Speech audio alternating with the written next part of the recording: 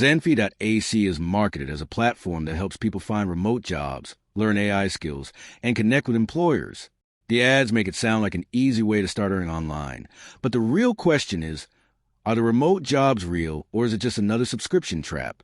Now, to be fair, Zenfy appears to offer job listings and learning resources, and many users report that the platform is easy to use. However, there are also recurring complaints that you should know about before signing up. What it does well: easy-to-use platform. Many users say the website is simple to navigate and browse. Includes learning resources. The platform offers AI-related courses and career tools alongside job listings. Where the concerns start appearing: subscription fees are the biggest concern. This is the biggest issue. Multiple users report signing up for a low-cost trial and then being charged a much higher recurring subscription if they didn't cancel in time. Some users question the job listings. Several Reddit users claim they never received genuine job offers or felt recruiter messages were automated.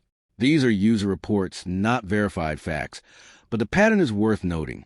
Reviews are mixed. While Trustpilot shows many positive reviews, there are also negative reviews focused on billing, cancellations, and the subscription model.